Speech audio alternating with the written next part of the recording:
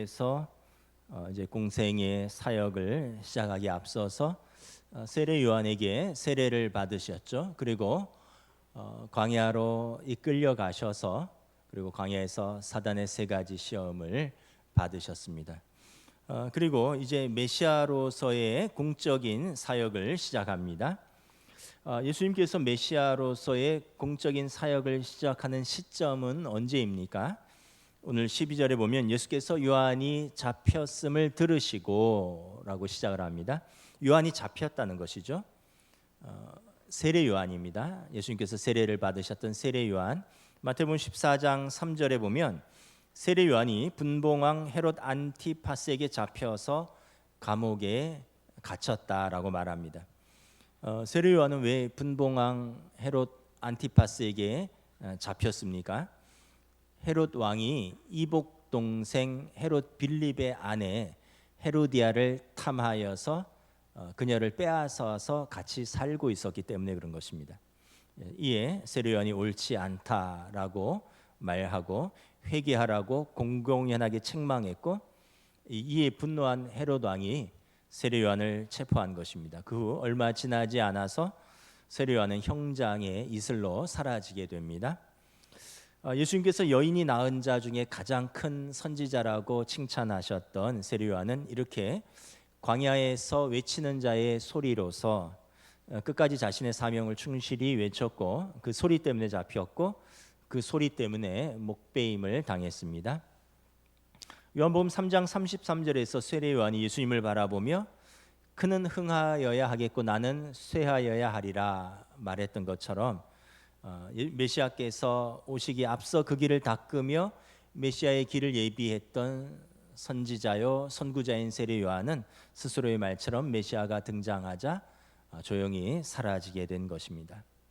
문득 이런 생각을 해보았습니다. 예수님께서 세례 요한의 생명을 구하시고 그를 제자로 삼으셔서 사역을 하셨으면 어떠하셨을까? 그럼 예수님의 메시아 사역을 누구보다도 잘 이해했던 세례 요한이 아마 알아서 척척 제자로서의 사명을 감당하지 않으셨을까? 굳이 이제 오늘 본문 이후에 보면 어부들을 부르시죠.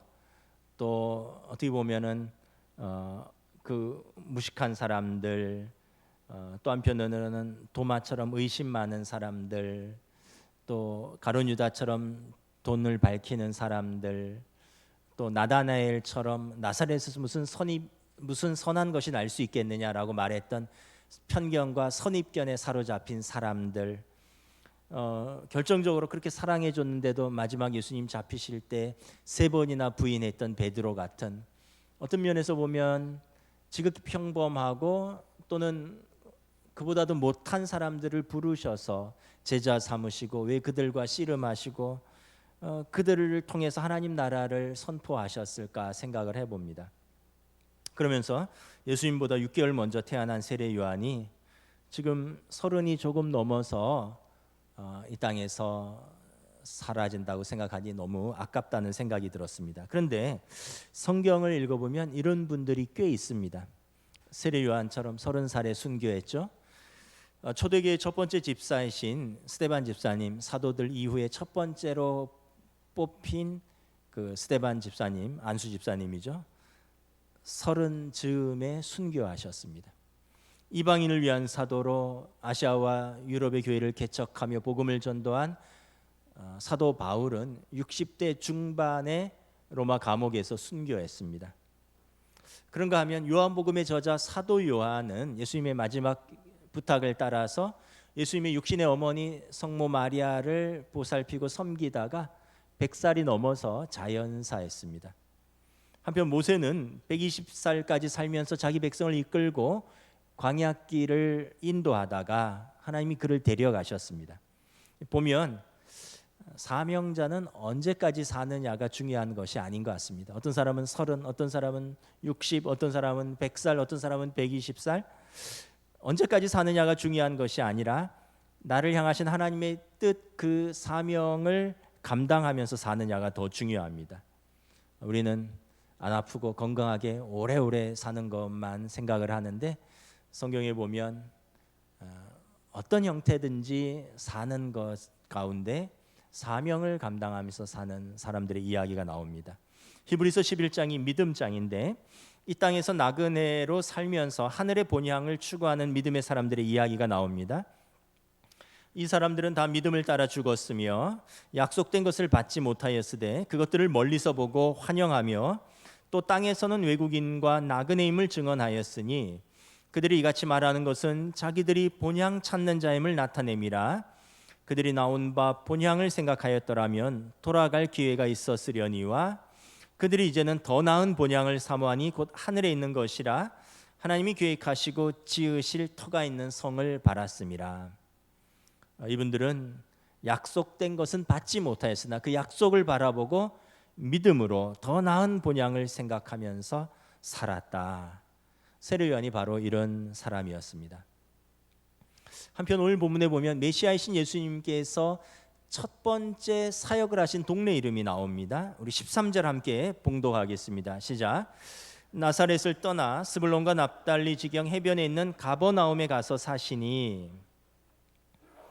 12절 13절에 보면 갈릴리를 떠나 가버나움 땅으로 이주하십니다. 가버나움은 갈릴리에서 또 북쪽으로 가는 접경 지역입니다. 성경을 자세히 보면 우리가 쉽게 놓칠 수 있는 작은 디테일들을 발견할 수 있습니다.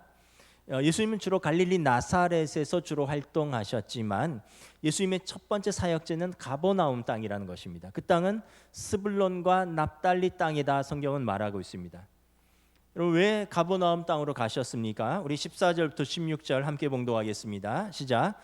이는 선지자 이사야를 통하여 하신 말씀을 이루려 하심이라. 일러스되 스불론 땅과 납달리 땅과 요단강 저편 해변길과 이방의 갈릴리여 흑암에 앉은 백성이 큰 빛을 보았고 사망의 땅과 그늘에 앉은 자들에게 빛이 비치었도다 하였느니라. 예수님께서 가버나움 땅으로 이주하신 이유는 선지자 이사야의 말씀을 이루려 하심입니다.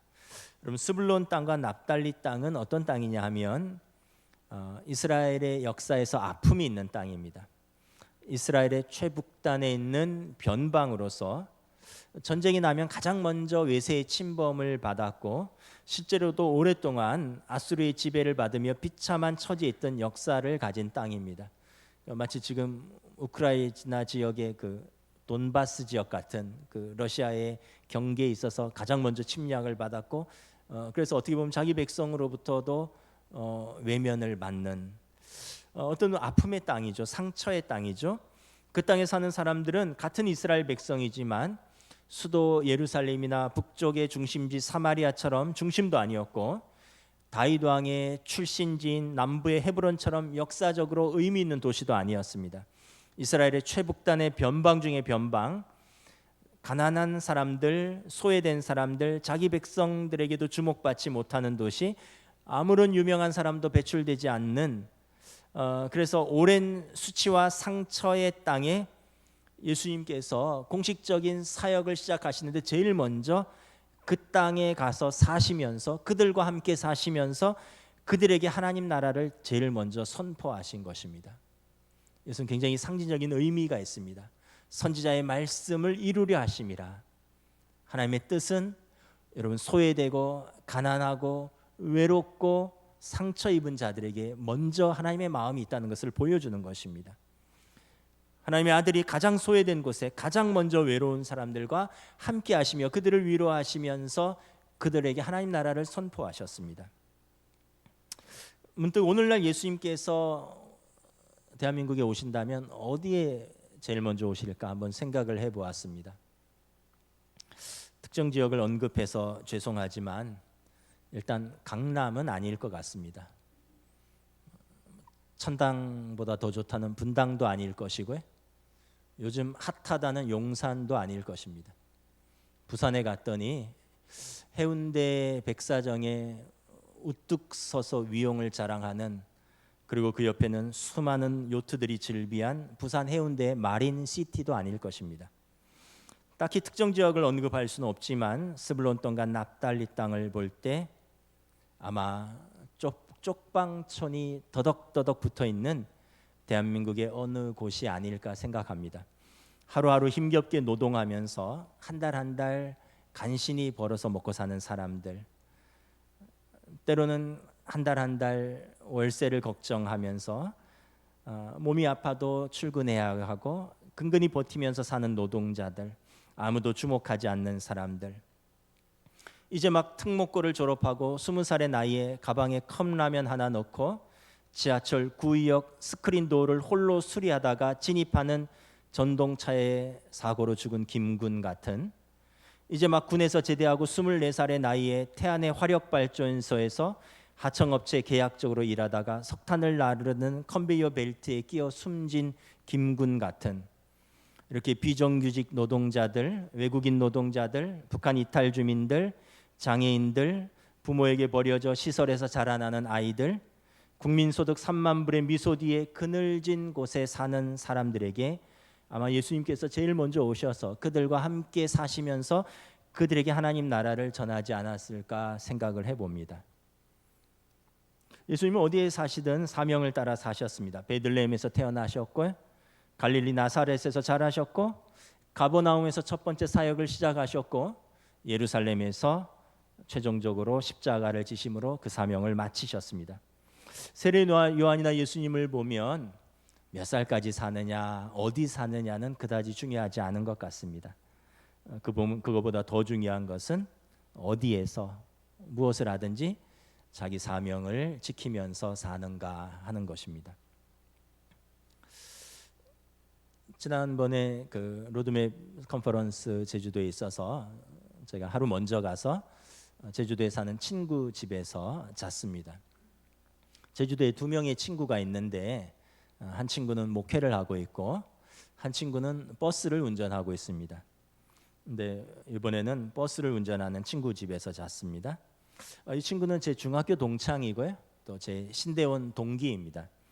대형교회에서 10년 동안 부목사 사역 이후에 지금은 이제 목회를 그만두고 제주도에서 자기는 버스를 운전하고 아내는 카페에서 일하면서 살고 있습니다.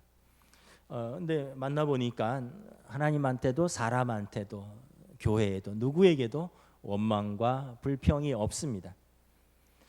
목사의 아들로 태어나서 또 아내는 장로의 딸로 태어나서 모태신앙에서 한 교회에서 자라서 부부가 되었고, 그리고 그동안 25년간 신학하면서 목사로서 소명을 감당하면서 교회와 성도들을 섬겼고, 이제 남은 인생의 후반전은 아내와 함께 조용히 성도로서 사명을 감당하면서 살겠다 이러면서 제주도로 간 것입니다.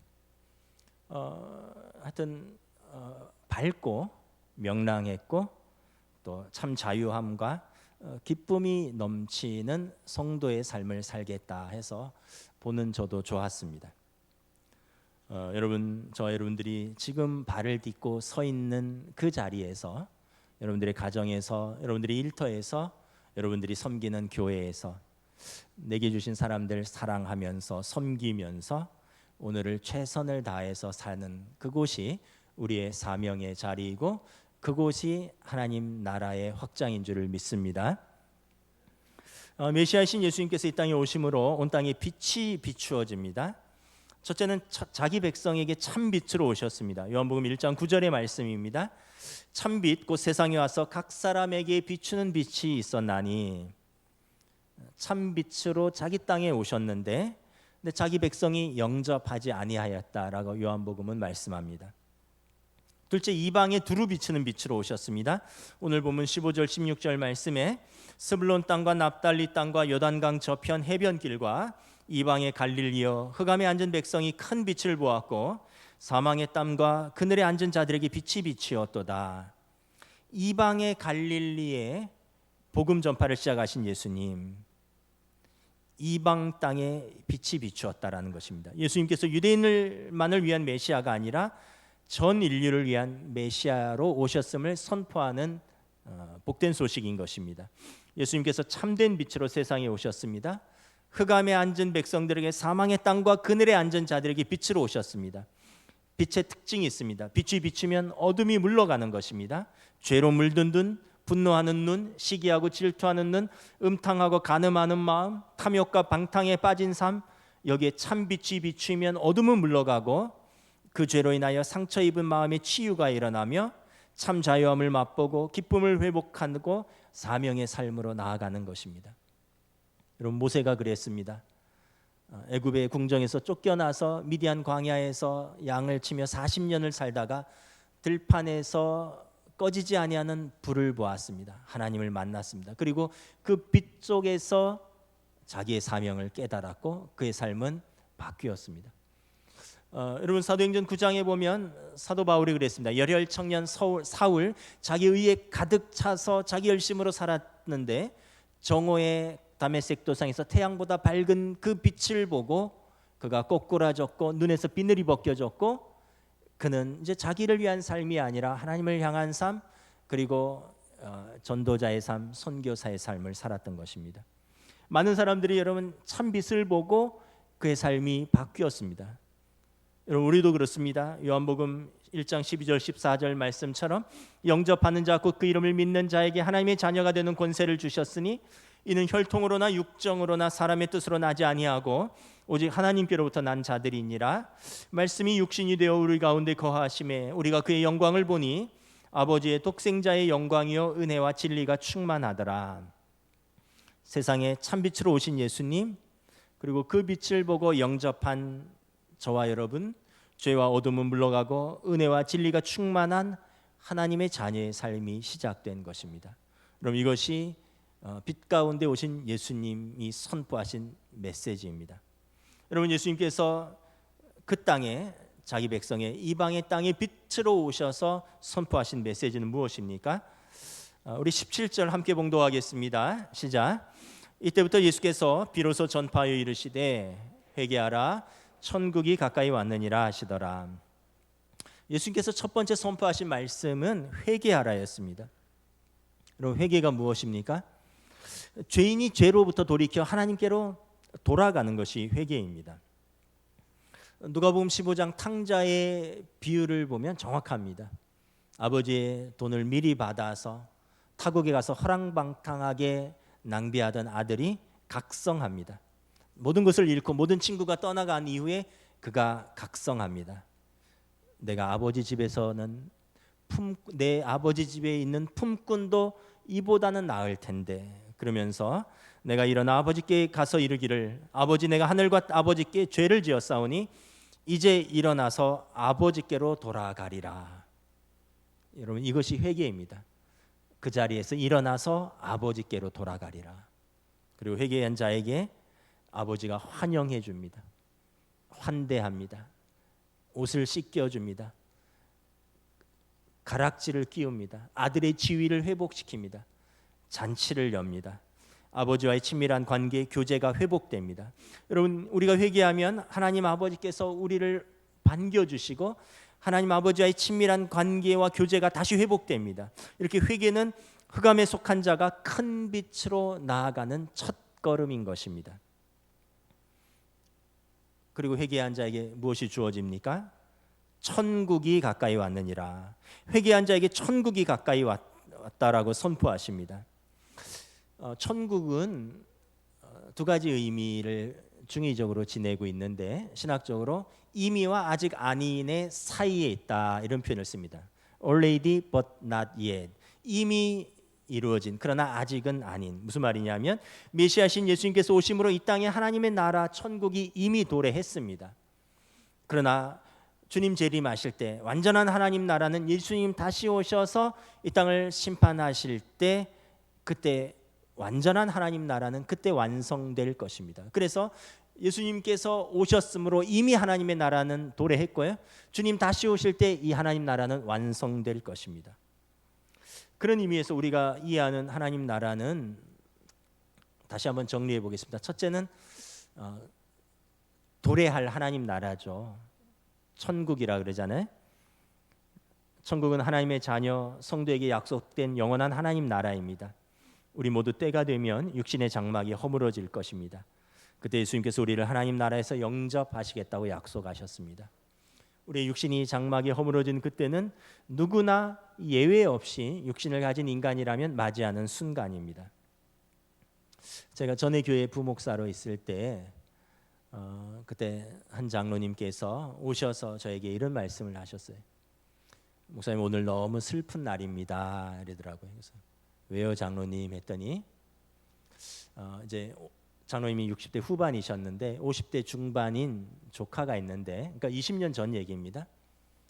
근데 조카가 퇴근하고 와서는 닭을 한 마리 사왔대요. 생닭을. 그러면서 백숙이 먹고 싶다고, 그러니까 아내한테 백숙을 해달라고 하고는 목욕을 싹 하고 백숙을 끓여 먹고는 오늘 몹시 피곤하다 하고 초저녁에 누웠는데 그날 저녁으로 하나님 나라에 가셨다는 거예요.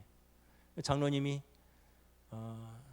너무 당황스럽고 가슴이 아프다 이렇게 말씀을 하시더라고요. 그래서 제가 장례식 때 드리는 말씀인데 이 말씀으로 위로를 했었습니다. 요한복음 14장 1절에서 3절 말씀입니다. 너희는 마음에 근심하지 말라. 하나님을 믿으니 또 나를 믿으라. 내 아버지 집에 거할 곳이 많도다. 그렇지 않으면 너희에게 일렀으리라. 내가 너희를 위하여 거처를 예비하러 가노니 가서 너희를 위하여 거처를 예비하면 내가 다시 와서 너희를 내게로 영접하여 나 있는 곳에 너희도 있게 하리라.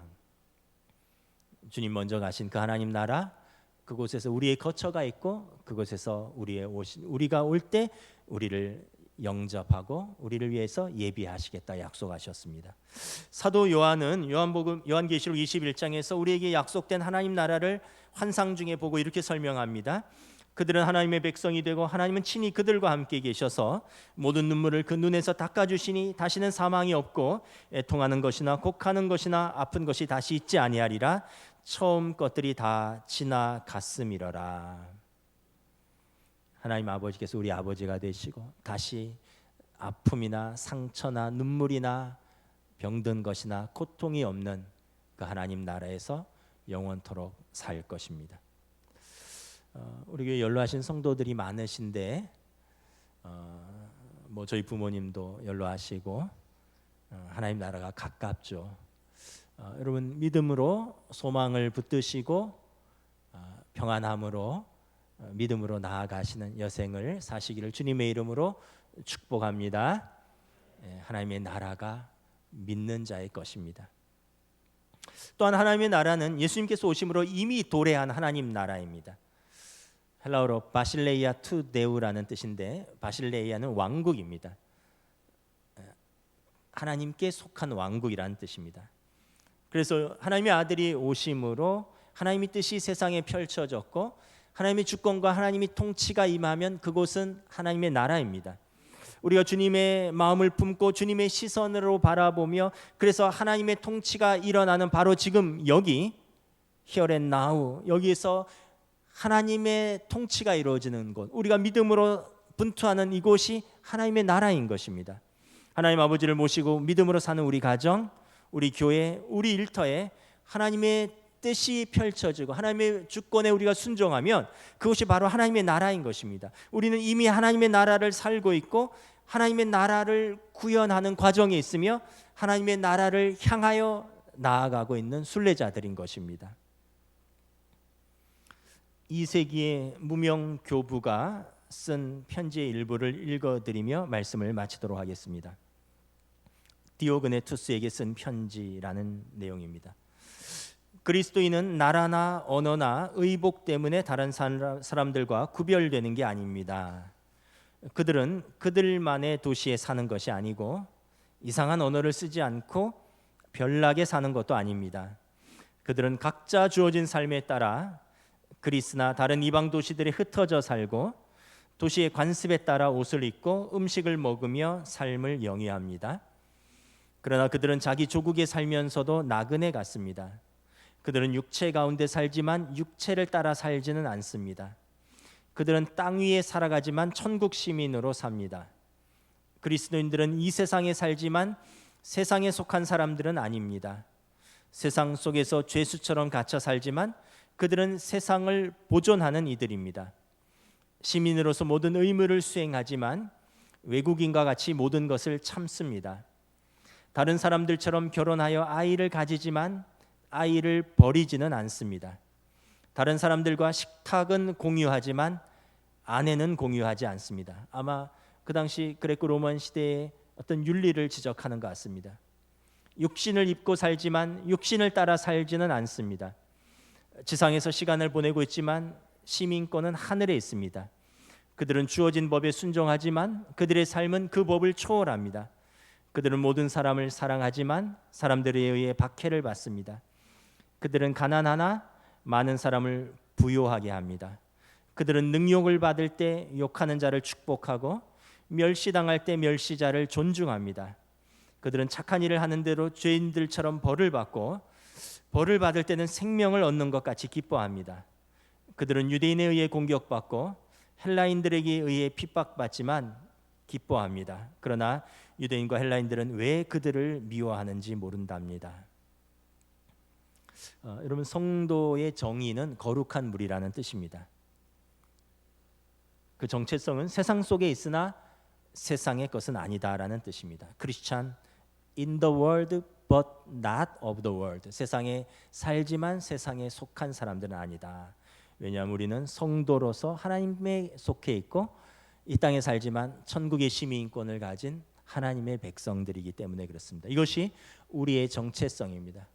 오늘을 믿음으로 살아가시며 또 우리의 서 있는 그 자리에서 작은 불을 밝히고 소명의 삶을 살아가는 저와 여러분들에게 우리 하나님의 은혜가 있고 성령님의 인도하심이 있고 예수님의 이 복음의 메시지가 예수님이 선포하신 이 천국이 우리가 밟고 서 있는 이 땅에서 선포되고 펼쳐지기를 간절히 소원합니다. 아멘. 찬양하시겠습니다. 찬송가 491